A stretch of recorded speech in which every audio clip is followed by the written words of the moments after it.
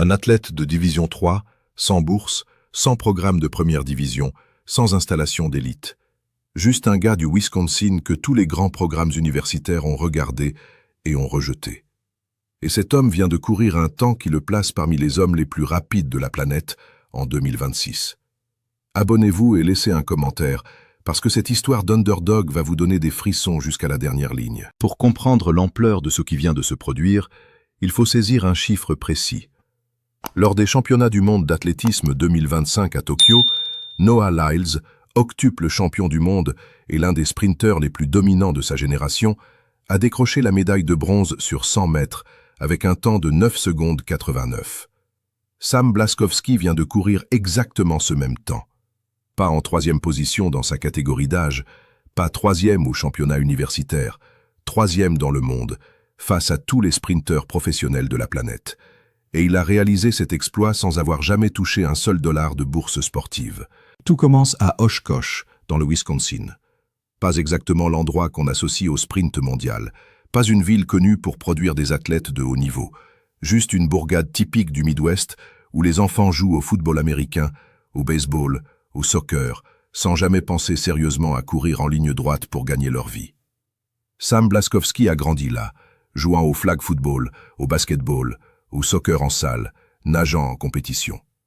Au lycée, il jouait au baseball à l'automne, et quand il fut éliminé de l'équipe de basketball, il se rabattit sur l'athlétisme. Pas de plan, pas de destinée tracée, juste un adolescent cherchant quelque chose à faire pendant l'hiver. Et puis quelque chose d'étrange commença à se produire. Il était rapide, vraiment rapide. En terminale, il courut de 100 mètres en 10 secondes 83 et le 200 mètres en 21 secondes 99. Il remporta les championnats d'État du Wisconsin dans ces deux disciplines, ajoutant même un titre au saut en longueur. 3 titres d'État durant sa dernière année de lycée. Largement suffisant pour attirer l'attention des recruteurs de première division universitaire, non? Sûrement que quelqu'un allait l'appeler. Le seul entraîneur qui appela fut Nicholas Gordon, entraîneur de saut en longueur à l'université du Wisconsin à La Crosse, une école de division 3, celle où ses 2 parents avaient étudié, celle située à 1,5 km de chez ses grands-parents. Tous les programmes de première division en Amérique continuèrent à défiler sur sa fiche sans s'arrêter. Réfléchissez bien à cela. 3 titres d'État, et la seule offre sur la table était celle d'une école de division 3 où les athlètes ne reçoivent même pas de bourse sportive. Pas une bourse réduite, pas une offre partielle, $0. Le message envoyé par le système universitaire américain était limpide. Tu n'es pas assez bon pour nous. Le Wisconsin La Crosse, en division 3. Le niveau où personne ne regarde, le niveau où les chronomètres n'intéressent pas la Diamond League, le niveau où même gagner le championnat national ne signifie presque rien pour le reste du monde sportif. Blaskowski arrive et commence immédiatement à pulvériser les records. Dès sa première année, il remporte le titre national de division 3 sur 100 mètres. Puis il le remporte encore, et encore, et encore. 4 titres nationaux consécutifs sur 100 mètres, 3 sur 60 mètres, 3 autres sur 200 mètres. À sa sortie de l'université, il compte 11 titres nationaux individuels à son actif, l'une des plus grandes carrières de sprint en division 3 de l'histoire américaine. Et personne en dehors de la division 3 ne s'en soucie. Parce que voici la réalité brutale. Remporter les championnats nationaux de division 3 sur 100 mètres signifie courir autour de 10 secondes 2 à 10 secondes 4. C'est véritablement rapide. Mais ça n'a absolument rien à voir avec les temps que réalisent les hommes qui se qualifient pour les finales des championnats du monde. L'écart entre les nationaux de division 3 et les sélections olympiques est immense. L'écart entre les nationaux de division 3 et les championnats du monde, c'est carrément une autre planète. La question que personne ne pouvait répondre était de savoir si Blaskowski était réellement de calibre mondial ou simplement le plus rapide d'un groupe pas si rapide, quelqu'un qui allait vite atteindre son plafond dès que la véritable compétition se présenterait. Personne ne le savait encore. Puis il se présente aux sélections olympiques de 2024 et affronte les meilleurs sprinteurs américains sur 100 mètres. Il tient sa place. Il ne décroche pas son billet pour l'équipe nationale, mais il appartient à cette piste, légitimement. Pour la première fois, le monde de l'athlétisme en dehors du Wisconsin commence à prêter attention. Mais voici la partie de l'histoire que presque personne ne connaît, celle qui explique tout sur qui est réellement Sam Blaskowski. Après avoir terminé sa carrière universitaire avec 11 titres nationaux, Błaszkowski se retrouve face à une décision. Il veut passer professionnel. Il veut découvrir s'il appartient véritablement à l'élite mondiale. Il veut s'entraîner avec les meilleurs entraîneurs et savoir une fois pour toutes si le système s'était trompé à son sujet. Pour cela, il doit déménager en Floride pour s'entraîner avec Star Athletics sous la direction de Dennis Mitchell, l'un des entraîneurs de sprint les plus respectés d'Amérique, l'homme qui a guidé Sha'Carri Richardson vers le titre mondial de 2023, qui travaille avec Kenny Bednarek et qui a construit des carrières entières à partir de talents bruts. Le groupe de Mitchell se trouve en Floride. Błaszkowski se trouve dans le Wisconsin. Il n'a pas d'argent, pas de sponsor, pas de contrat professionnel.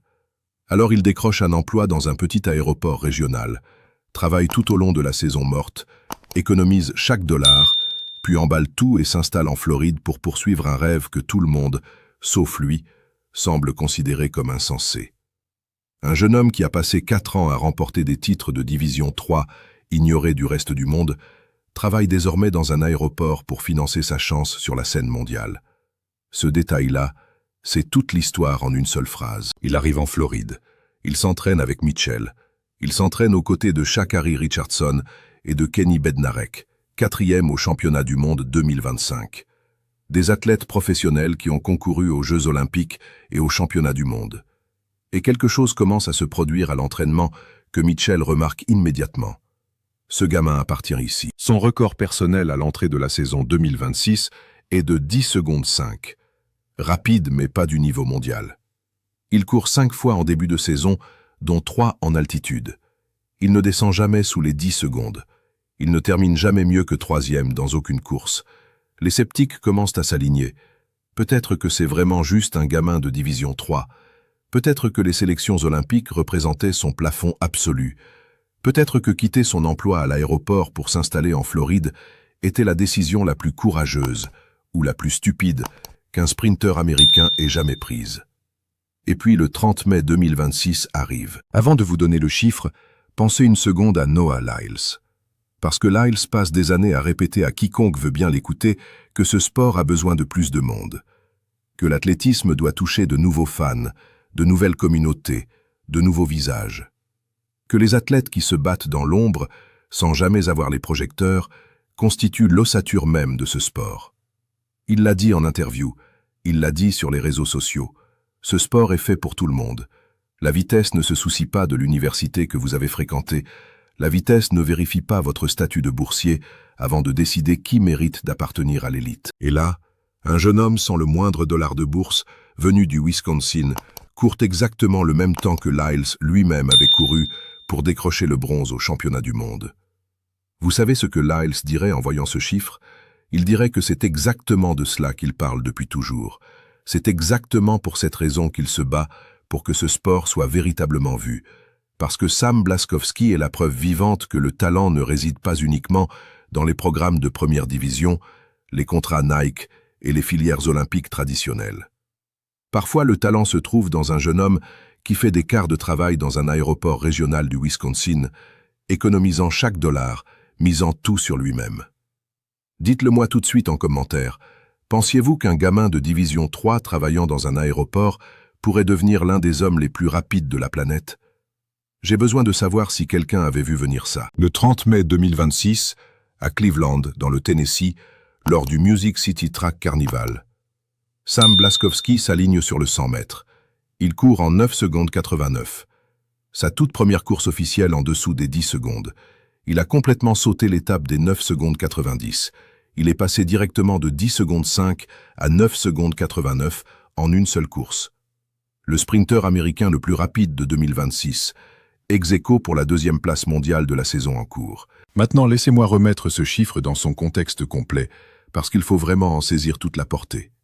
Lors des championnats du monde d'athlétisme 2025 à Tokyo, l'une des meilleures finales de 100 mètres depuis des années, Oblique Seville a remporté l'or en 9 secondes 77.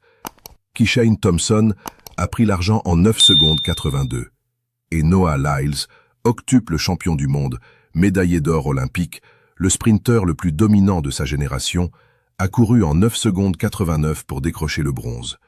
C'est exactement le même temps que Sam Błaszkowski vient de réaliser dans le Tennessee. le même 9 secondes 89 qui a hissé Lyles sur le podium des championnats du monde. Si Błaszkowski avait été présent dans cette finale, il aurait terminé 3e au championnat du monde. Un jeune homme sans bourse. 11 titres nationaux de Division 3 que personne en dehors du Wisconsin n'a jamais regardé. Un emploi d'aéroport pour financer son déménagement en Floride. 3e au championnat du monde. Il est passé de 10 secondes 5 à 9 secondes 89 en une seule course. Dennis Mitchell n'a pas été surpris. Il a déclaré que l'entraînement montrait depuis longtemps que Błaszkowski était capable de cela, que ce n'était qu'une question de temps avant que ça n'arrive. Et il y a un autre élément concernant cette course que le monde de l'athlétisme traditionnel tourne autour sans jamais dire franchement, mais qui doit être dit clairement. 9 secondes 89 fait de Sam Błaszkowski le sprinter blanc le plus rapide de l'histoire de ce sport, tout simplement. En plus de 60 ans de sprint professionnel, personne qui lui ressemble n'a jamais couru plus vite. Ce n'est pas un détail mineur, c'est un fait historique qui place cette performance dans une catégorie d'accomplissement complètement différente. 9 secondes 89. Répétons-le une fois encore, le gamin de Division 3 du Wisconsin, qui travaillait dans un aéroport, vient de courir 9 secondes 89. Après la course, Błaszkowski a publié une seule phrase sur Instagram.